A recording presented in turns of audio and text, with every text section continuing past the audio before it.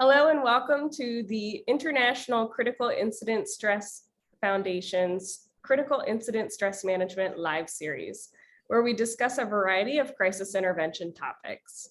My name is Kelly, the Development Coordinator of the ICISF, and I'll be your host for today's discussion. Today we're joined by guest speaker, Dr. John Durkin, who will discuss CISM in international perspective. Dr. John Durkin is a psychologist specializing in crisis intervention and post-traumatic growth. As a firefighter in the UK, he coped well until injury and the suicides of two colleagues changed his outlook and inspired an academic career to seek ways to prevent suicide in firefighters. He started with CISM, and studies attracted him to then consider the conditions necessary for post-traumatic growth. His training in CISM brought an invitation to work in post 9/11 New York with its fire and police departments. In the UK, he sat on the National Advisory Committee for Post-Traumatic Stress Disorder, PTSD, in the UK and gained evidence-based status for critical incident stress debriefing at the Substance Abuse and Mental Health Services Administration, or SAMHSA, in the US.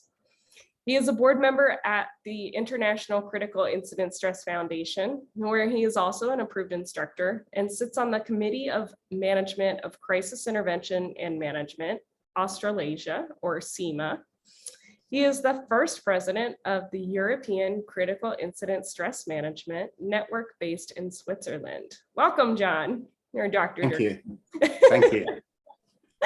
So today we're going to touch upon CISM and how it applies to an international perspective. So what does critical incident stress management look like from an international viewpoint? The big question, I think, Kelly, as you read through that bio, I realized just how international my experience is. But I think I've probably been the best thing about the butterfly is it flits from one to another place without staying too long, but it allows me to give an impression. And the first one is how universal critical incident stress management looked in all the places that I operated. Mm-hmm. So critical incident stress management is no more and no less than social support. And I say that in part as an academic that knows the theoretical literature, some of the evidence-based approaches to social support and its provision, but also in the way that we would, as operators, practitioners, firefighters, all in our particular situation, recognise, and I'll paraphrase Jeff Mitchell. I won't paraphrase him, I'll quote him. It's about getting the guys back on the trucks. So regardless of any of the theoretical niceties of what support is and what support isn't, we know in the field that when we get our guys back, all is well. And our support has not just been well received, it's been well practiced and it's worked its magic. So tied up in there, of course, is the idea of resilience. And there's hardly an international forum whose expert trauma and stress management boards and policymakers don't use the term resilience. So a long time before that term became catchy and universal, and to the point where now I'm afraid it's lost its meaning because it gets applied in too many cases without definition, my idea of support and that idea of bouncing back, which was the original definition that I held on to, looks a lot like getting the guys back on the trucks. So for me, the idea of critical incident stress management, providing support and thereby reinforcing resilience is going to be tied up in that notion and the recognition and the observation. We got the guys back on the trucks. And of course, back on the trucks is whatever that means in anybody's particular context. And of course, international, by definition, tells us that it's a collective of diverse countries. And the diversity, of course, as I'll emphasize later, is one of history, culture, language, gender, economics. So it really, that the emphasis on diverse is not going to be lost on people who are either outside a country where this kind of formalised support can be provided, or for those in those countries that would like to know that they have access to the resources that would allow them to bring it into theirs.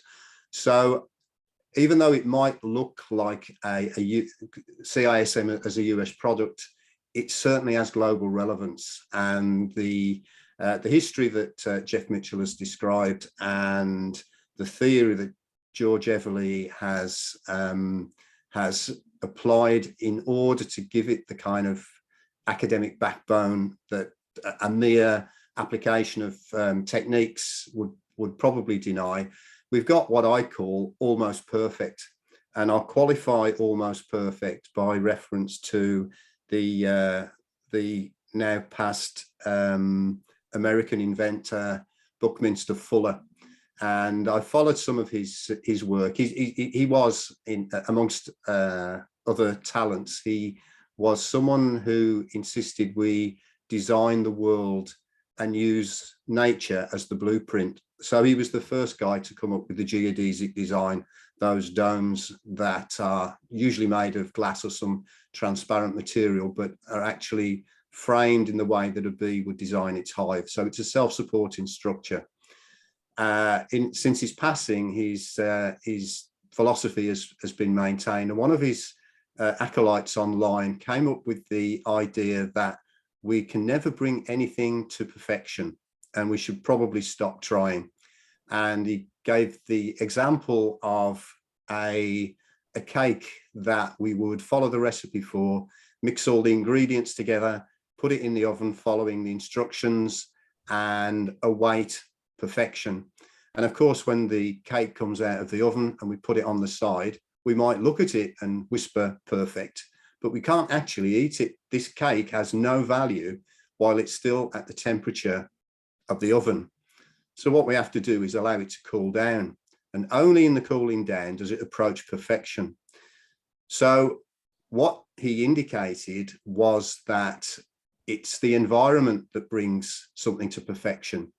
So this idea that we've got critical incident stress management that seems to go across countries and cultures, and the example of Europe later will restate that, is that if it's the environment that brings something to perfection, then critical incident stress management, we might actually be proud to announce, is only 80% of what you need.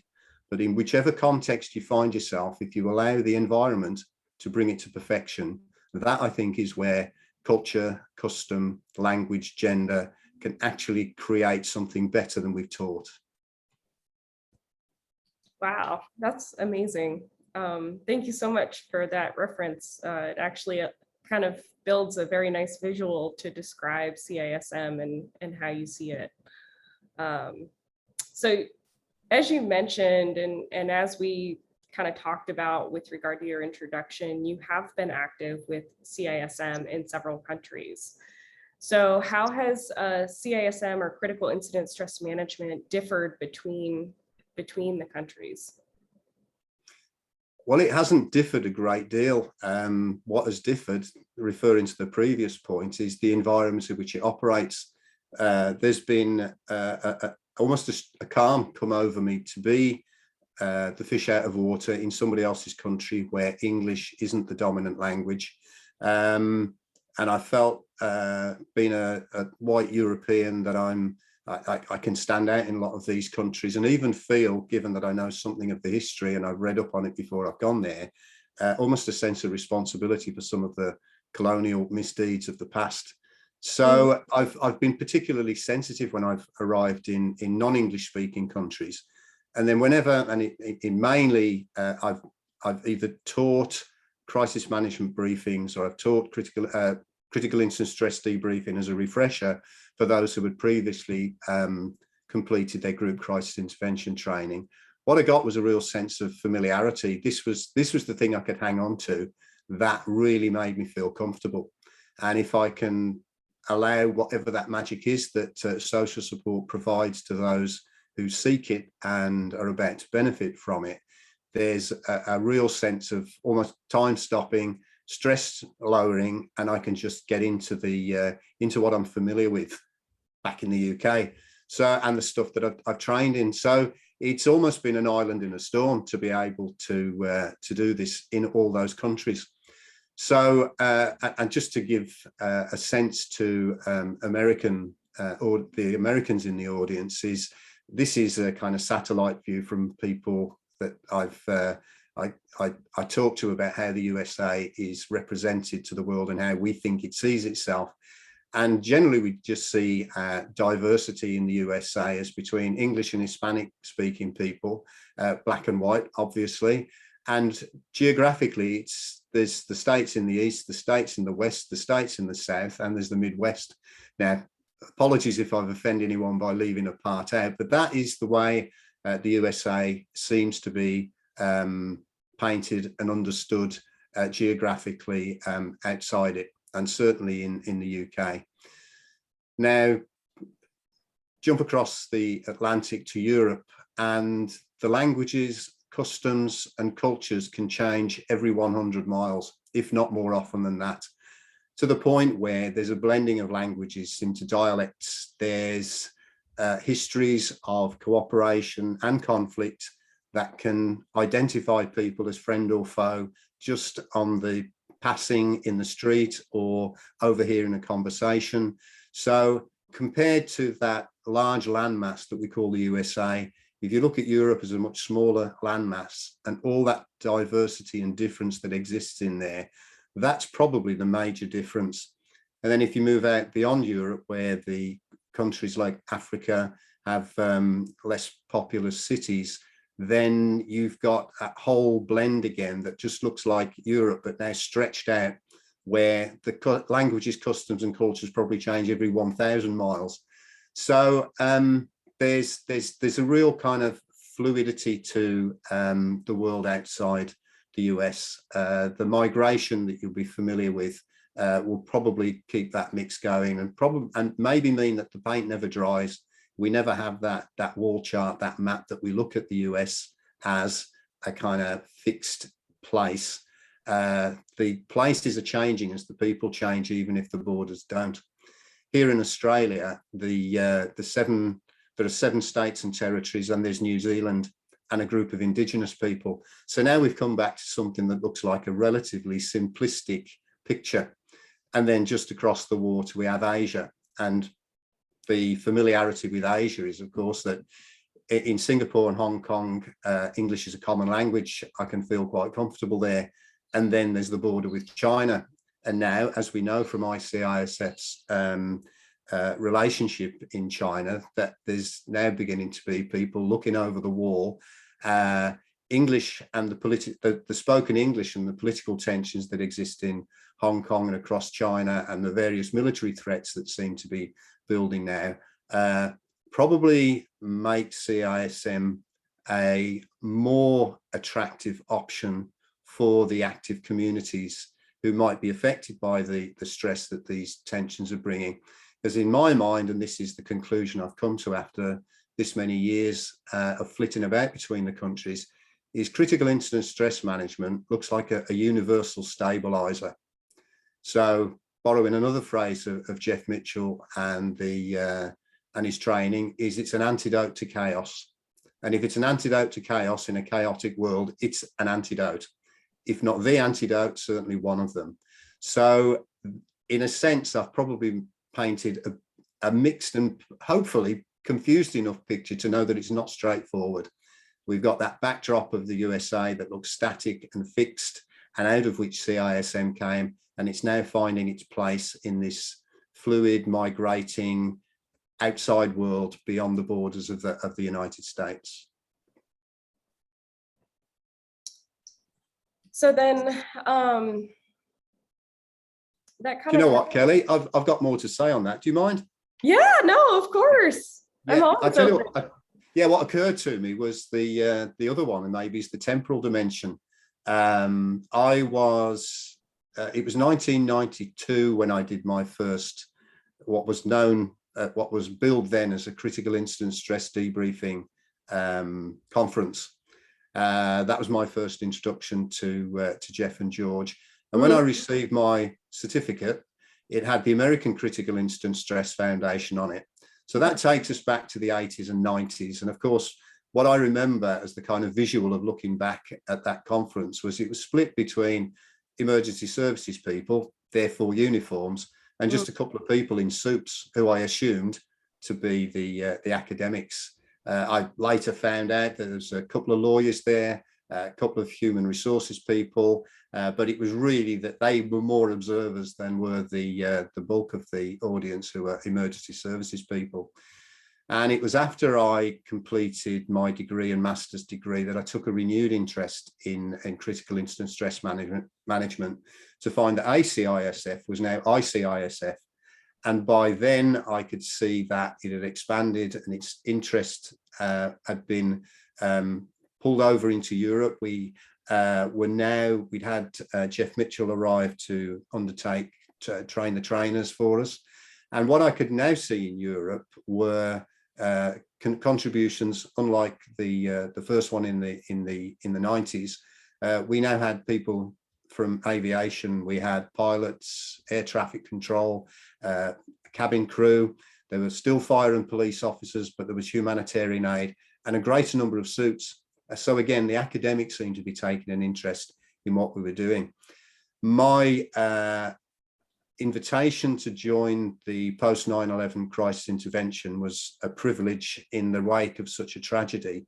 But even at that time, in the post 9/11 tension, the fear that the police officers I was working with almost in every case were concerned about the next attack, when it might come, how it might come, and the knowledge that they were completely unprepared and couldn't actually prepare for what happened. So, but what I was in was a familiar culture, and it was an English-speaking one. And back in the UK, I did training with CISM training with fire and ambulance crews, and again, it was English and familiar. But it was when I was invited to join World Vision International. So that's a US-based international humanitarian aid organisation. I found myself in Jordan on where engineers were building the camps. It's a piece of history now. We don't even hear about the flow of migrants and refugees, but there were lots of camps being built, and World Vision was in there with engineers, donors, and other supporters to build that. And it was and I'm now completely out of my comfort zone in terms of conversation, in terms of shopping. Just if the hotel didn't resemble something that I was familiar with, I would have been really quite anxious throughout. So the only comfort I found in there was in what was familiar to me, which was the crisis intervention role I played, and an assessment one as a psychologist. And then, and again with World Vision International, soon after that, I was in the Philippines after Typhoon Haiyan. So thousands of their people had died. I was there within a week and saw, unlike on the TV screen, I was looking up at the wreckage, which was a reminder of what happened after 9/11. Because when I first got down to the pile, as the firefighters called it, or ground zero, excuse me, or ground zero, I was actually looking up. And it was that tilt in my head back that made me take in the scale of what it was that most of us had on small screens at home. And it had a real impact. Not only that, it was the size of the country too, when we traveled between affected regions by plane. Later on, I was in Sierra Leone, and again, a complete cultural shift where I felt the most obvious for being a relatively wealthy white guy in clothes that fitted, shoes that matched, and clearly had resources that the local people didn't have. So, and just yesterday in Europe, I had a Zoom meeting with the committee, the board rather, in the network I'm just going to backtrack, because prior to the European Critical Incident Stress Management Network, which I'll talk about in a moment, it was preceded by the European office, where in keeping with the Train the Trainer program that Jeff had started, we reached a kind of critical mass where suddenly this stuff was important in those various different sectors that I mentioned before. But now there was a renewed interest in how this could be expressed and taught in different languages, taking the cultures, but always, and I think this is something that might be missing from an American perspective is what you might call the breakaways. People who do act in specific cultures that don't recognize they recognize the value of the supportive role that critical incident stress management plays. But if we don't accommodate them, may well feel justified in taking the books and the manuals and the principles and saying, well, nobody's actually helping us here. I'm going to do this on my own. So it's with a certain personal admiration I would have somebody do that. But from an organizational and a point of view of keeping and maintaining, of keeping standards, setting standards and keeping standards, that could be a threat to us. So I think anyone that is familiar with that relatively simple geographical map and political outlook that most Americans might have, is it's a whole lot different out here, where I think we need to allow ourselves to become uncomfortable and confronted by the differences and the difficulties here, because there's undoubtedly a need for it. It's even the guys that would break off and start teaching this stuff have got their hearts in the right place, if it's for their communities. So, and of course, since then we've now got conferences that are multilingual, hybrid, and the emphasis at the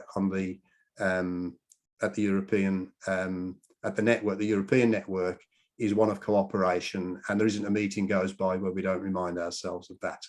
And hopefully from the picture I've painted, you'll see why that is so important.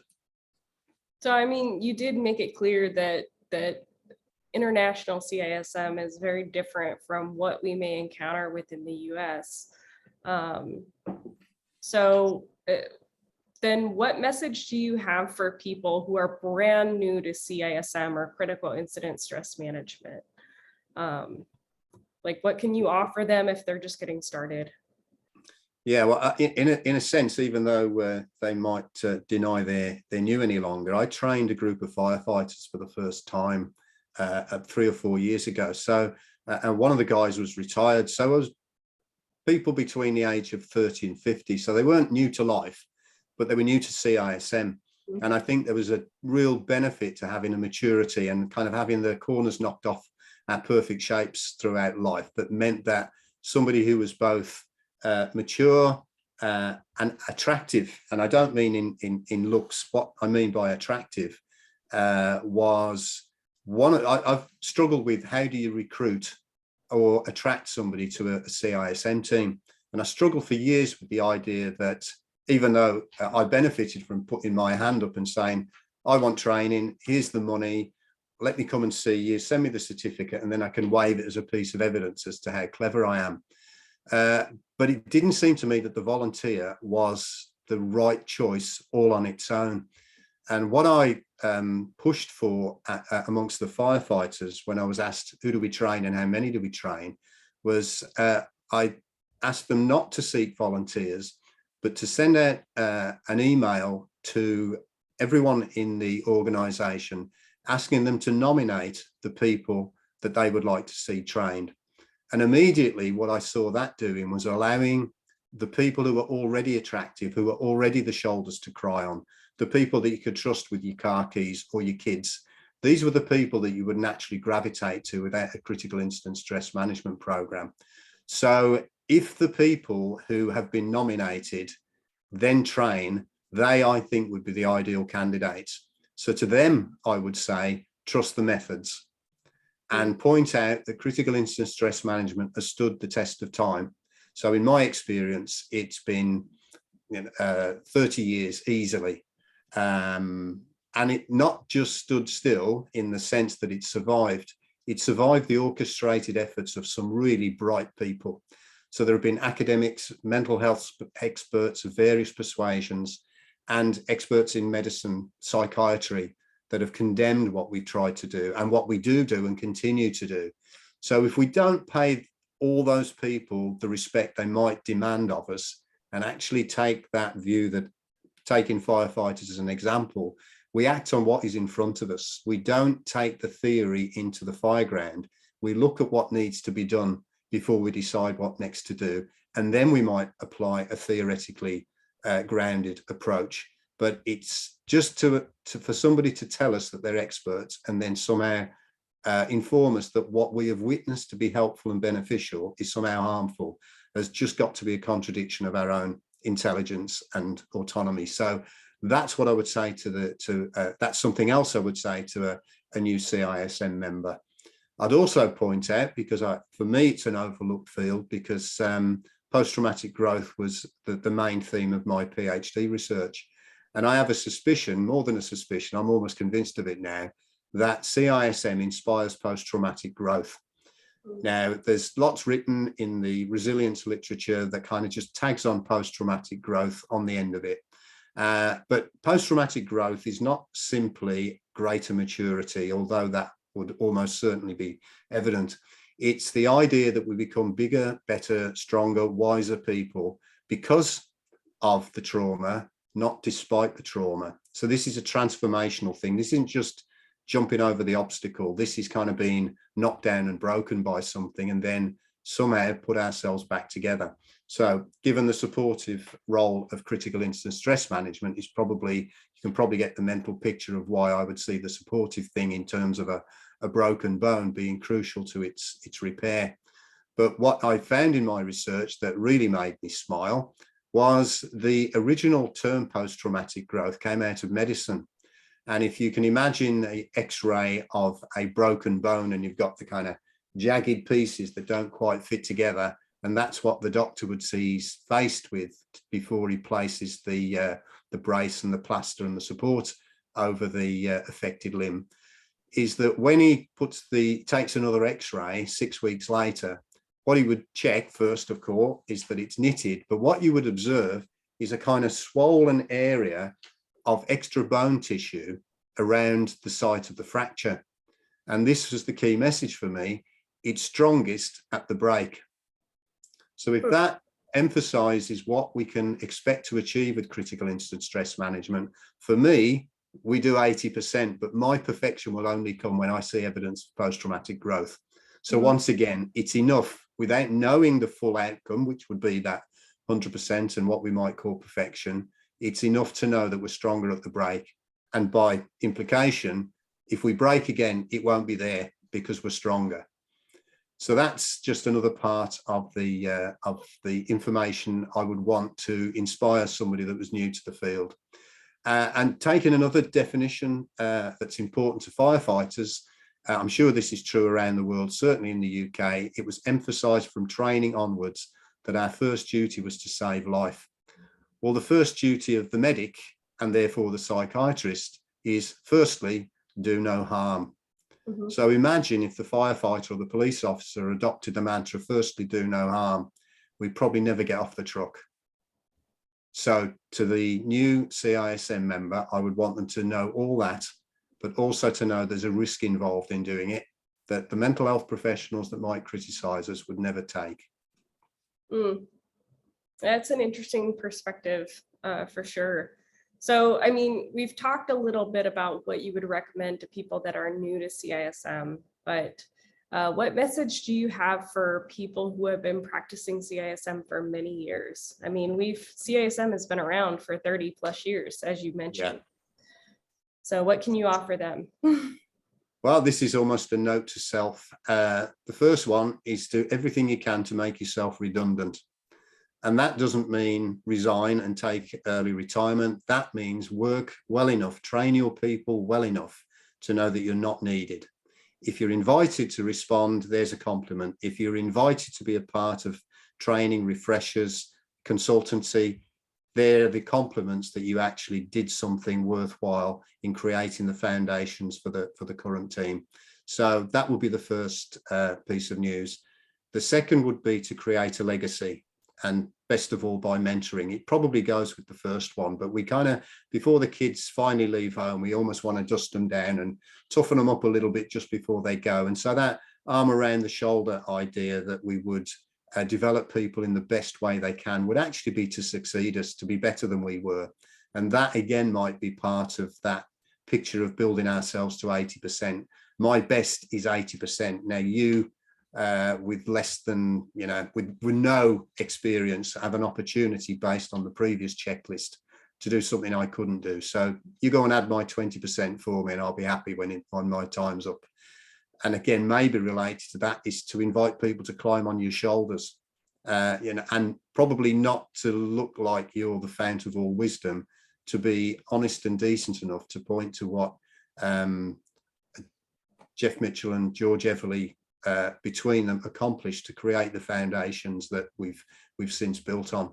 And probably, in order not to become complacent and lazy, is to stay current and to learn alongside these people that we would mentor, rather than teach and preach. That might be the temptation that seniority seems to bring before us. So those are my messages to what I'd call the CISM veteran. Oh, those are all very beneficial tips and recommendations. So thank you for sharing those. In your personal opinion, how does the future look for CISM internationally? Well, it's probably the right time to discuss this, not least because the pandemic that we're still in the middle of is an international challenge to adapt. And I think that is something that we're ICISF and in those kind of satellite CISM-informed organisations around the world have been forced to do in a physical sense. And I think we can apply the same kind of thinking to the challenge that we're faced with. As I mentioned about both the conflicts and the cooperation that are going on in Europe and Africa, migration problems and the fluidity of people moving, we will have to adapt if we're to keep up with that. Only yesterday, Stefan Dahlberg and Per Hassling in Scandinavia on the last European meeting reminded me of what you might call the static responses and dynamic responses. And in many ways, the source and the resources of CISM are static, but we kind of have to shove them in a backpack to make them dynamic and take them out where and when they're needed. And I think in a kind of cognitive way, as we think about what we can accomplish internationally, is to see that it's going to be a series of adaptations. And if we don't know how to adapt, what we have to adapt to is the brick wall we run into and find a way either over, around or through it. And that's where the adaptation comes, because in the static world where this the training has been established, it isn't clear until you get into the field exactly how you'll apply it. And perhaps related to the atmosphere that the pandemic has created is to recognize that science is universal. And what we've got, particularly with the technology that's now available, is we can collect data, we can make analyses, not just in the academic setting where a few people get to see the data and wonder how best to apply it. We can all analyze it and we can all decide what evidence is and whether the laboratory standard of the randomized control trial is really a gold standard at all. Because if the idea that there are two forms of information, top down, which is the academic set in stone knowledge that we almost have as tablets of stone, and bottom up information is what we get from being on the ground where it's dirty and uncertain and probably dangerous, then what counts for evidence might have to change. And I think the way to raise that question about what is evidence or worthy evidence, given that we're in most of us in a field that demands we prioritize life and life saving, then evidence might not be found in the field that best suits the challenges if all we do is resort to what's been written in academic tomes over several decades, even a century or more. And what that leads me to is what I refer to as living research. So that difference between dynamic and static is really key here. That idea that we can measure, and I've, in order to face this challenge, I've developed an online portal, which is as secure as I can make it, with the highest degree of encryption that I can afford, and is paying some respect to the international field. I've gone in search of the most secure and the highest standard of GDPR to ensure that this data is secure, and it's been found in Europe. So all the evidence that I gather from the portal, which is no more than a link that people click on, it can be emailed, it can be texted. As long as they click on the link, go to my website and complete the questionnaires. All the questionnaires are both mental health, assessments, standardized, validated and reliable, and psychological well-being scales to give a kind of balance to it, plus whatever topic might be of interest. One of those of interest currently is burnout in a hospital in Melbourne, Australia. So we're able to measure depression, anxiety, burnout, fatigue, autonomy, psychological well-being, personal growth, relations with others, and a handful more. And this takes about between 8 and 12 minutes to complete. And all the information migrates onto a database that I can now look at. The latest was about 280 people had responded. All their information has been de-identified. And I'm now looking at a spreadsheet that's 4 times bigger than the monitor in front of me. And I know that I can analyze all that and then present a snapshot to the hospital to see where the hotspots are for the distress that and the fatigue that might be out there as the waves of COVID challenges emerge. So in that regard, I can already see, just as an individual, from my point of view, what the potential is for something like that. And of course, it's international. And of course, with translations, we can make sure that all that data comes in. We can even apply it to our training. We can apply it to how people change after a training workshop, and if and how they personally change in terms of confidence, in terms of their, or even a lack of confidence. Maybe our training sets some people up to feel more anxious when it's over, but obliged to get on and do it anyway.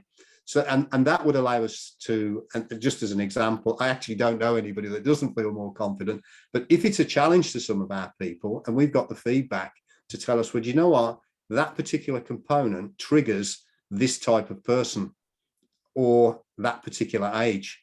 We found big changes in age in that health setting. I'll just tell you quickly, the younger you are, the more likely you are to be distressed and fatigued. And it's a linear relationship. The older you get, the better they're handling it. So it isn't as I expected, that the pandemic was unique and will knock over people that weren't familiar with it. And it would pretty much be across the board. It's people up to the age of 25 that seem to have the most depression scores, the highest anxiety scores, and the most burnout. So I'll just throw that in. And how quickly I told you that, even the hospital doesn't know it yet. And you've just got that information that quickly. That's how we could react. So even on a daily, even twice daily basis in a crisis, we could be gathering information and directing resources where they were needed, rather than where we thought they should be applied, or spread them thinly right across. So that's my little pitch for where I see what I call living research or dynamic research, rather than consulting years old or decades old papers that were undertaken in universities with university students, hospital patients, or whoever else was convenient enough to be able to complete the questionnaires. And I think, having touched on the translations idea, if we can translate materials, not just the scales, but our own training materials, and attune them, or allow the communities to attune them to their own demands, going back to that idea of creating perfection out of only 80% achievement, I think then becomes quite valid. And I think both in terms of teams and countries, I think first we should become autonomous. So we know what we need, we know what we want, we create our own abilities and confidence. And then with others who are also autonomous, that's who we collaborate with. Because I think there's a kind of collective confidence that would come from being like that. So autonomous, of course, being the opposite of dependent, means that we actually have faith and confidence in the knowledge of the work that we do having its effect. Certainly if we can show the empirical evidence for what we're doing, and not just what we observe with the anecdotal evidence that's invariably out there for the work that we do, then I think that's how we build internationally. So that's probably for now what I would see for the international future. Certainly, maybe there's one more I should add. Some form of recognition. I don't know whether I'll do this personally, or certainly an intention, or whether I'll find that little collective that would help keep up the impetus for this. Mm-hmm. But I anticipate the day either the United Nations or the World Health Organization or others give a kind of badge of honor in respect of what we do. What we we discussed yesterday in Europe was the collaboration that occurs. Let's just take the tragedy of a plane crash. When a plane crashes in the middle of a country, invariably, it's quite likely in Europe that the majority of people who were affected, who were the passengers and whose families are therefore affected, will not be from that country. So even if you crashed in the middle of England, in the countryside of England, any CISM team response would invariably have English-speaking responders to people who don't speak English, or certainly don't have it as their first language. Now, I've got a long story to tell that I'll save you from, but I attended the inquiry into the Grenfell Tower incident. I was involved in that with the police, and we were recognised with certificates of recognition and commendations from the Metropolitan Police, one of their commanders, after the work that we did with CISM, with her officers after the fire. So I had a particular interest in what the findings of the inquiry would be. And I couldn't help noticing in the corridor, there was a door that said mental health support, something like that. And of course, I was naturally curious as to know what they were doing, who they were doing it with, what kind of qualifications and training they had. And what I didn't know was that there was a rumour that had been put around these mental health professionals. I found this out later. There was a journalist asking some difficult questions.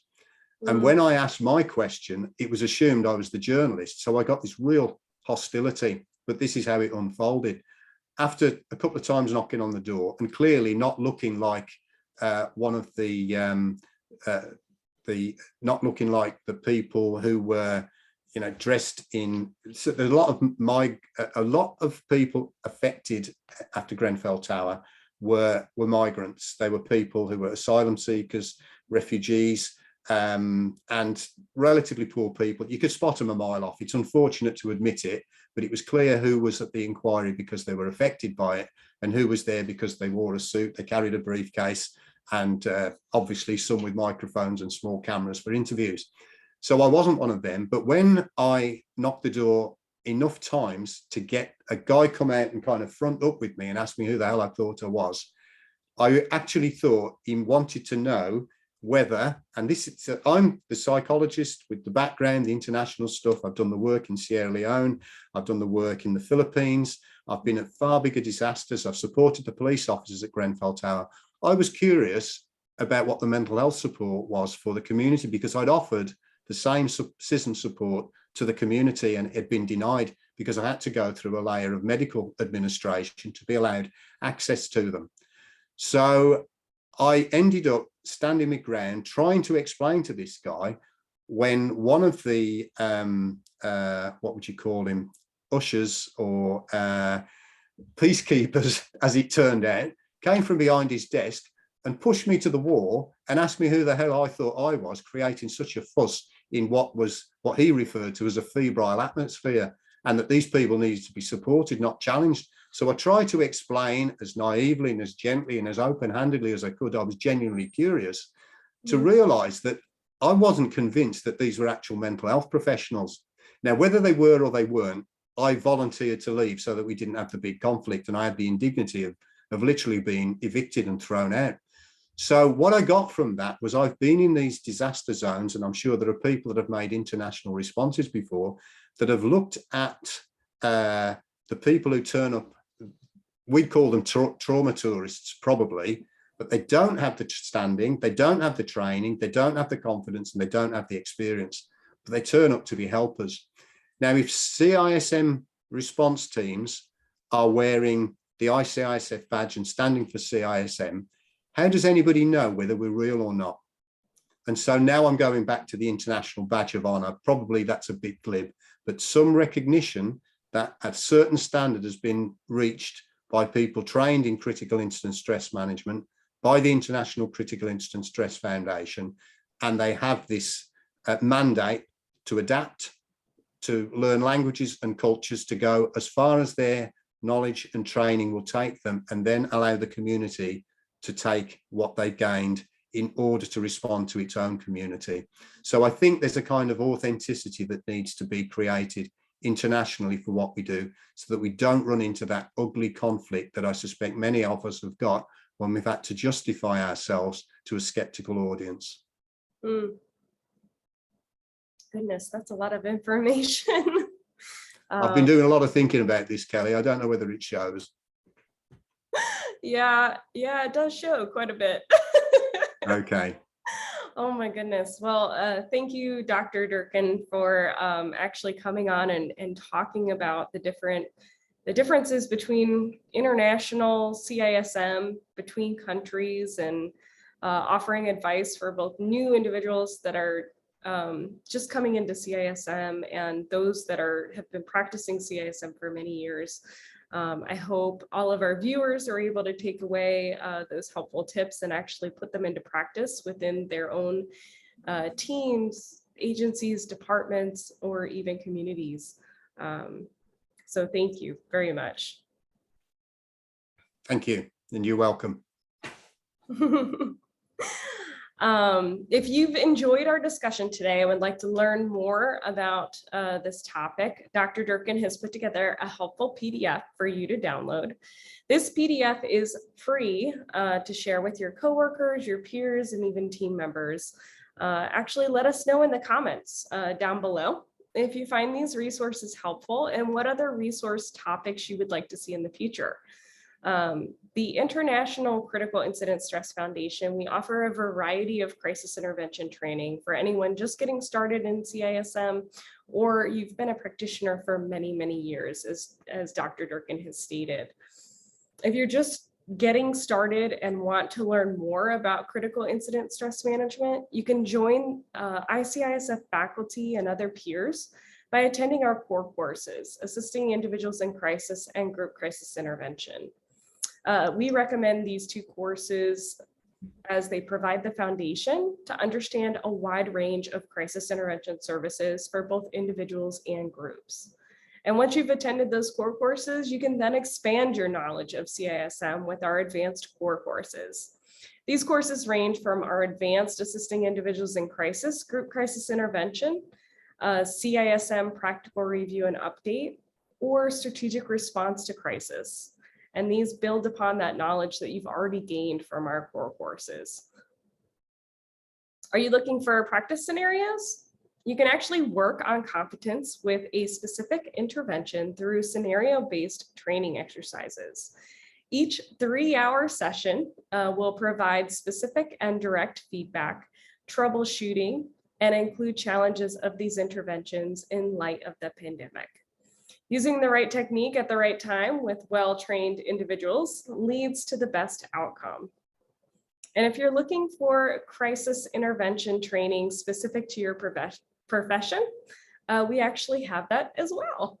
The ICISF offers a variety of courses specific to your profession, your organization, or area of interest. Courses such as building skills for crisis intervention teams, law enforcement perspectives for CISM enhancement, managing school crises from theory to application, or resilient leadership for emergency services and healthcare professions. We have over 50 courses that you can actually look through and attend, all with a variety of topics and profession-specific specialties. All of these courses and more can be found on our website at ICISF.org, and I'll make sure to link everything in the description below. Not only that, but we also offer a variety of resources, both free and paid, to expand your knowledge of the latest information in the field. From the ICISF app to our CISM bookstore to the Crisis Journal and more, we have a variety of resources to choose with information from CISM experts. Though the name has changed over the years, as Dr. Durkin has stated, CISM fundamentally remains a program of peer support and mental wellness for those who experience crises. You can get free resources on our website, such as the ICISF Crisis Journal, our monthly CISM news, free handouts and videos, and even catch up on our past CISM live series. To learn more, you can visit our website. I will also include the link down below, so that way you can learn more and download all of those helpful information. You can follow us on social media for more CISM news articles and learn more about our upcoming trainings that we have coming up throughout the year. If you've enjoyed today's discussion, I invite you to give us a thumbs up, so that way we know that you're watching and listening. You can let us know in the comments what other crisis intervention topics you'd like to see this year. Until the next discussion, we hope you all remain safe and healthy in the coming days. Thank you so much, and we'll see you next time.